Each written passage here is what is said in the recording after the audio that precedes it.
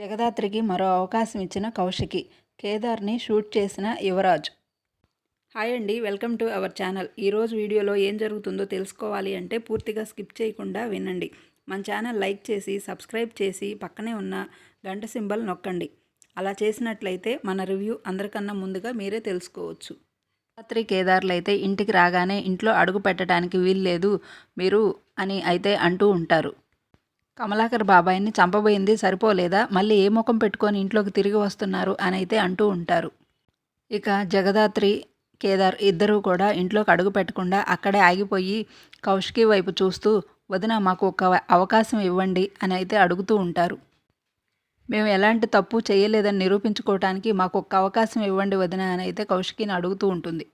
అప్పుడు కేదార్, అక్క నేనే తప్పు చేయలేదక్క, నేను బాబాయిని చంపాలనుకోలేదు అని అయితే కౌశికి చెప్తూ ఉంటాడు. నేను ఈ ఇంట్లో నుంచి బయటికి వెళ్తే ఈ ఇంటి మనిషిగానే వెళ్ళాలి అనుకుంటున్నాను, కానీ ఒక హంతకుడిలాగా మీ చేత అనిపించుకొని వెళ్ళాలి అనుకోవట్లేదక్క అని అయితే కౌశికిని అడుగుతూ ఉంటాడు కేదార్. ఇక సుధాకర్, కౌశికి అలాగే చూస్తూ ఉంటే మాత్రం యువరాజు మాత్రం లోపలికి వెళ్ళి గన్ను తీసుకొని చాలా ఆవేశంగా కేదార్ని షూట్ చేయడానికైతే వస్తాడు. అక్కకి మాయమాటలు చెప్పి ఎలాగైనా మళ్ళీ లోపలికి రావాలి అనుకుంటున్నారా, చంపేస్తాను మిమ్మల్ని, వెళ్ళండి ఇక్కడి నుంచి అని అయితే యువరాజు అరుస్తూ ఉంటాడు జగదాత్రి కేదార్ల మీద. ఇక యువరాజునైతే కౌశికి ఆపి, ఎందుకు ఆవేశపడుతున్నావు, వాళ్ళు ఏం అడుగుతున్నారు, ఒక్క అవకాశమే కదా అని అయితే అంటూ ఉంటుంది. ఇంతకుముందు మీరు మాకు చేసిన హెల్ప్ల్ని దృష్టిలో ఉంచుకొని మీకు ఒక్క అవకాశం అయితే ఇస్తున్నాను అని అయితే కౌశికి అంటూ ఉంటుంది.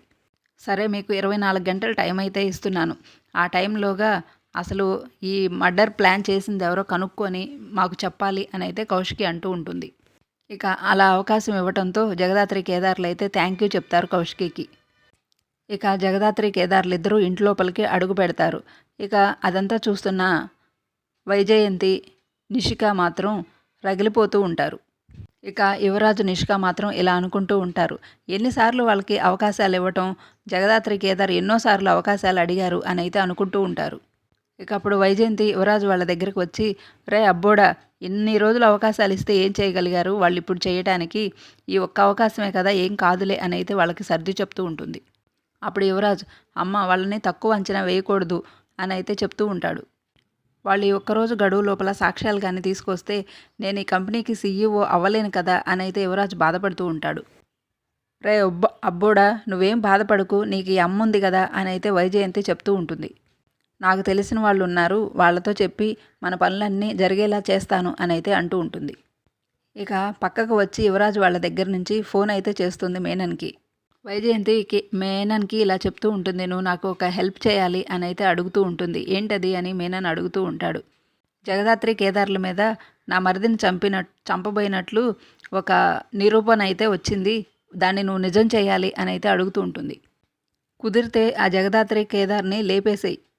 అప్పుడు మీనన్, నువ్వేనా ఆ మాట అంటుంది అని అడిగితే వైజయంతి నేనే అంటుంది. ఇక మీనన్ అయితే వైజయంతి చెప్పిన ప్లాన్కి ఒప్పుకుంటాడు. ఇక అప్పుడు వైజయంతి, మీనన్కి చెప్పేశాను, ఇప్పుడు నాకు చాలా ప్రశాంతంగా ఉన్నది అని అయితే అనుకుంటూ ఉంటుంది. ఇక జగదాత్రి కేదార్ అయితే ఇద్దరూ ఆలోచించుకుంటూ ఉంటారు. అసలు కమలాకర్ బాబాయ్ మీద ఎవరు హత్య చేయడానికి ప్రయత్నించింది అని అయితే ఆలోచించుకుంటూ ఉంటారు. ఇక అలా ఆలోచిస్తూ ఉండగా జగదాత్రికి అయితే ఒక ఐడియా వస్తుంది. ఎవరు అనుకుంటే మీనన్ అనగానే, మీనన్ నన్నెందుకు ఇరిగించాలి అనుకుంటాడు అని కేదార్ అడుగుతూ ఉంటాడు. అప్పుడు దాత్రి ఇలా అంటూ ఉంటుంది, వైజయంతి అత్తయ్య గారే మీనన్కి కాల్ చేసి ఆ నింద నీ మీద పడేలా చేయమన్నారేమో, ఆ మినిస్టర్ తాయారు మీనన్ ఇద్దరూ కలిసి నిన్ను ఇరికించవచ్చు కదా.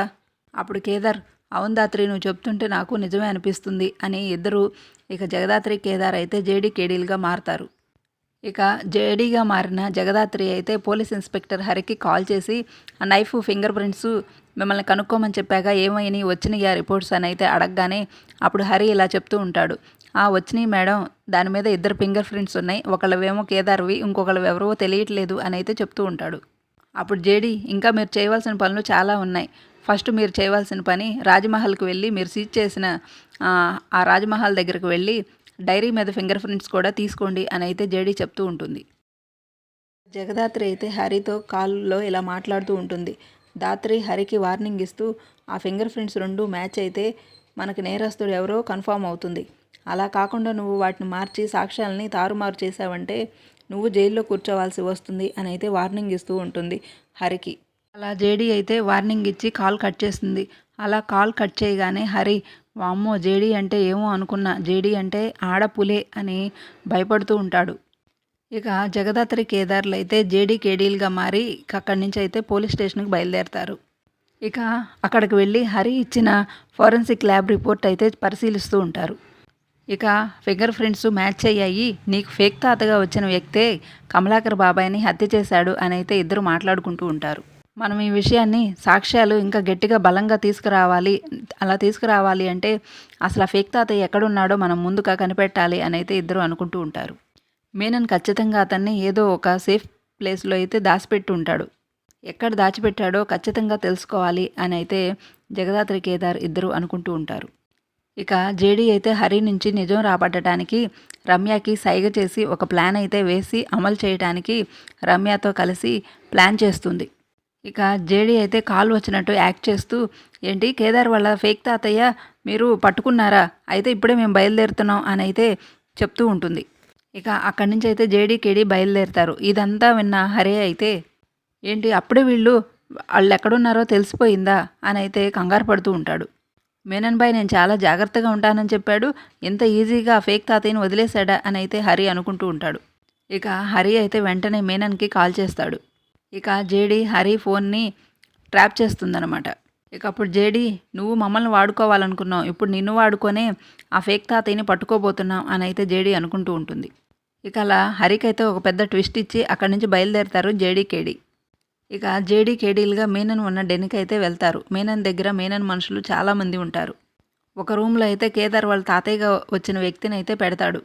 అప్పుడు మీనన్ జేడీతో ఇలా అంటూ ఉంటాడు, ఏంటి జగదాత్రి ఫ్యామిలీకి ఎప్పుడు ఏ కష్టం వచ్చినా నువ్వు నేనున్నానంటూ ముందు వస్తావు, అసలు జగదాత్రికి నీకు ఉన్న సంబంధం ఏంటి అని అయితే మీనన్ అడుగుతూ ఉంటాడు.